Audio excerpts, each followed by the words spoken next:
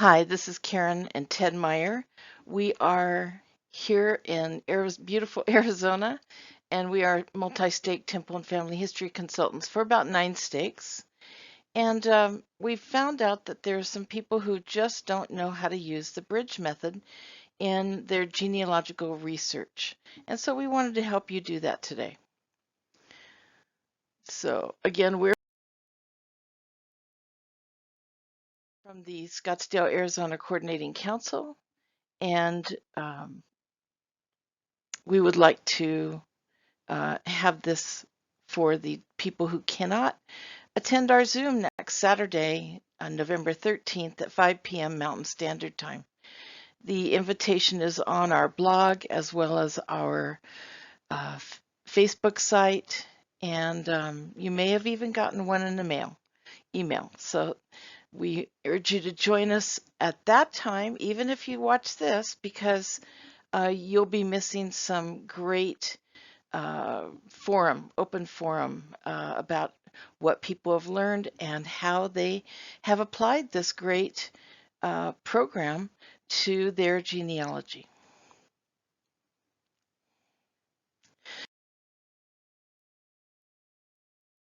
So when most people do research, they go to a site and they use their database. The procedure is to log in, use that company's search engine, enter some of the data that is specific to your person, and then the database returns information.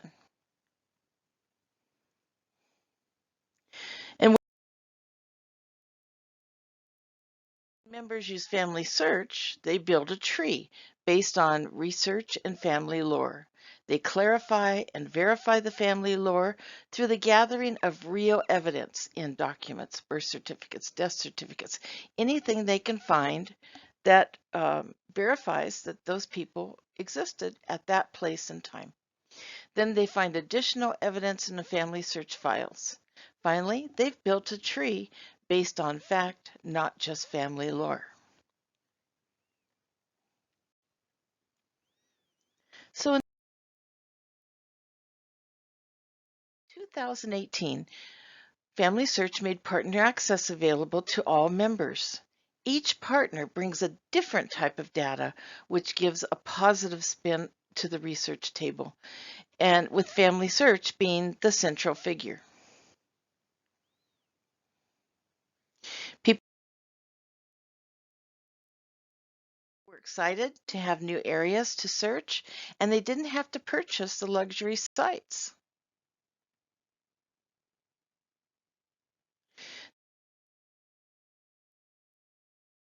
Procedure to do it correctly required the member to access a certain page within Family Search.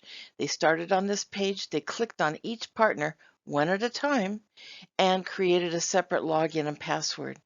Going in from this way showed the company that you acquired it for free legitimately. So don't lose your logins and passwords because every time you sign up for one of these partners, you need to come back to this exact page to sign up for the next one. To some, this seemed like a lot of work, but any other way of signing up would incur a charge requiring your credit card. And now we changed euros to dollars and pounds to dollars and figured out that you're getting about $1,210 a year in this free gift from Family Search. So why aren't more people using these partners?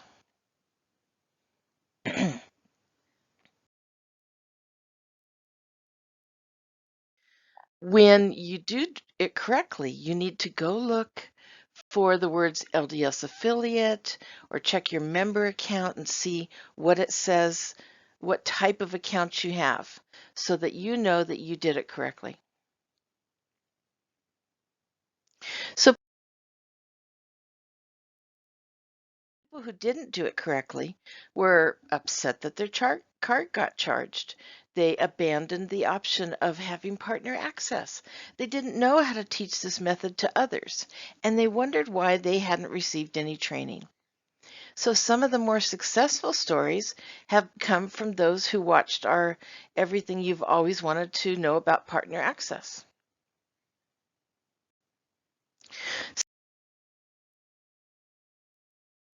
Some people just didn't want to do this. They thought, I'm going to stick with one source. Family Search is my choice. And for a little extra effort, people we know experienced stories like this. And here's one from Mike Durand. He said, incidentally, thank you for introducing me to American Ancestor. It tied all my grandparents together, showing a mass immigration between 1897 and 1902. So we get emails like this all the time. It's very gratifying that we are helping people with their genealogy, and in turn, they take what they've learned from us and they turn around and teach it to their consultants. It's a great thing.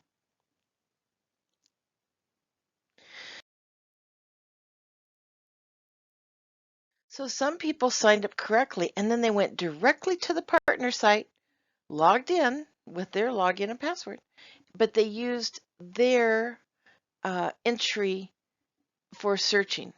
So we're going to teach you a different way. So when they used it, they're able to just get a few things here, the name, the birth date, and the place. And what happens when you do it this way is you receive marginal records because you input marginal information. So yes, there's 289 records, but they may or may not be him. They had to weed through and filter through all the files. And they couldn't see the advantages of getting this for free. And if you look over to the left, you'll see they could have added the years of death or the year that they were at that location. But at the very beginning, that search platform didn't actually give that to them. It just gave them the very basics. So now you can actually build a tree in any partner site or import your family search tree, and it will be constantly looking for hints for you. And viewing this and actually doing the follow-up will increase your results. However, not using partner access the way it was intended could equal or minimize your present results.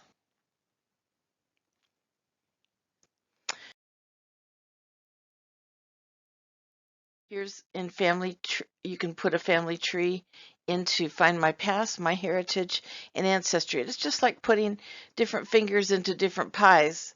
You've got a little bit of all of them, and they're all working for you. So this is an efficient way of doing things. You are getting information from other people, but let's look a little more about how we access this information.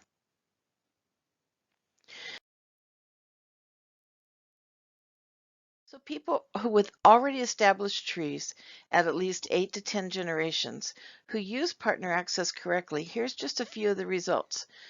This first lady got 10 extra generations, the next one 10 extra generations, the next one 22 added generations, and the fourth one 25 added generations, and the fifth one 17 added generations.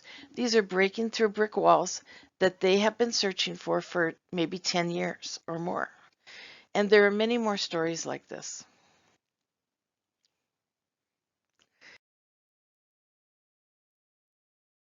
Here's one. I didn't want to take something time to learn something new. They're busy people. I didn't want to pursue it. But using this method, I was able to change a female's last name to blank, then found a marriage license for my grandmother with her real maiden name and spelling on it correctly.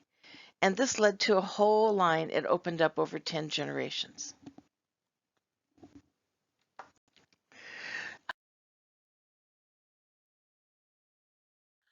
And this one said, I didn't want to take the time to learn something new and I didn't want to pursue it, but using this method, I was able to find a great grandfather.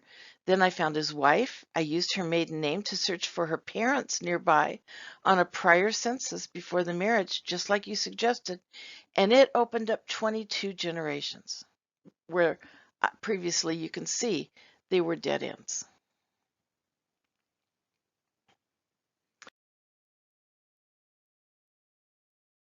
So doing the research in this way, it was in the way it was intended, gains successful results. It takes integrated facts that you've already gained, it weighs the facts against multiple sources, and it increases your family tree exponentially.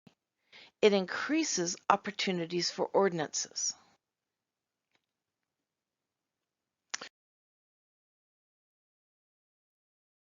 So we want to show you how it should work. So log into Family Search, and then let's go back to the beginning. You start at familysearch.org/campaign/partner access. And then do your signups.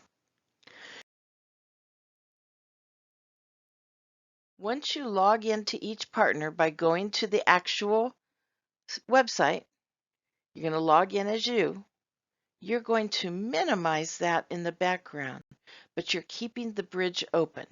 So you're not using their search techniques. You're not doing that yet. You're just opening up the bridges and minimizing them in the background. And if you don't know what minimize is, if you look at the top right corner of your screen, you see these symbols. And this one to the left means minimize. So when you click that, then it'll look like it's going away, but it's really not. It's just hiding and it's open.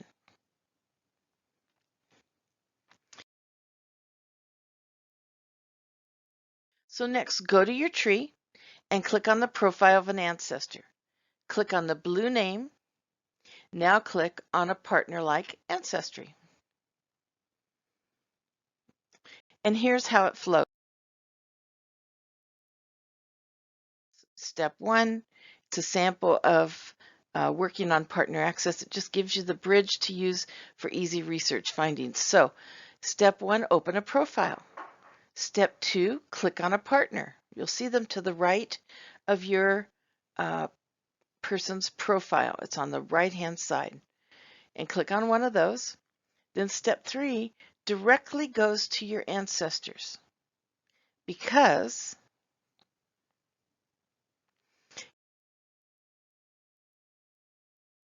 clicking on the partner brings into the search engine all of your hard work on Family Search that is already proven with documents. So this is your information that's now in Ancestry's search engine.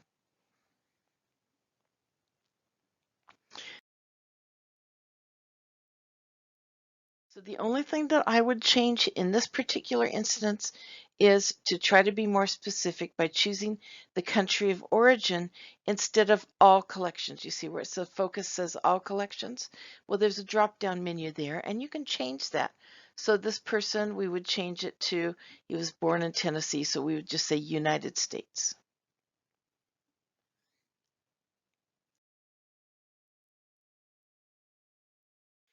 So what your results are, you immediately get all of him. These are all him. It will find the specific person first at the right at the top, and followed by each link source and many categories. The last one was a new source that it showed that he had lived not just in Oklahoma, but something new. He had lived on a Native American reservation of the Chickasaw. So that was some fascinating information for my family, and I just thought I'd share how I found it.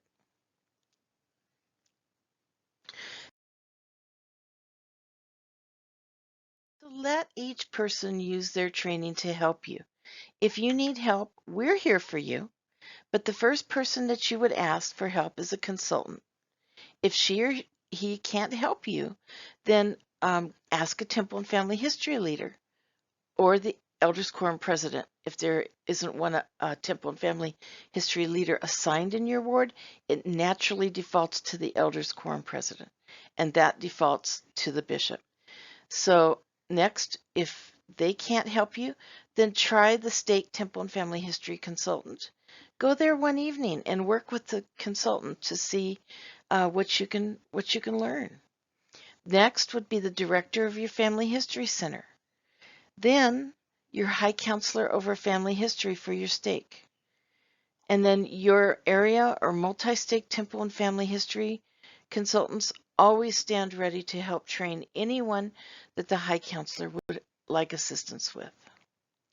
So we love helping people, and we hope that you've enjoyed this and will watch it often so you can see exactly how to do it the right way so that you can break through walls like you never did before. And if you want to join our email list, we're right here on this slide. Will tell you everything that you need to know to join up with us, and let's do genealogy together. So thank you very much from Ted and Karen Meyer.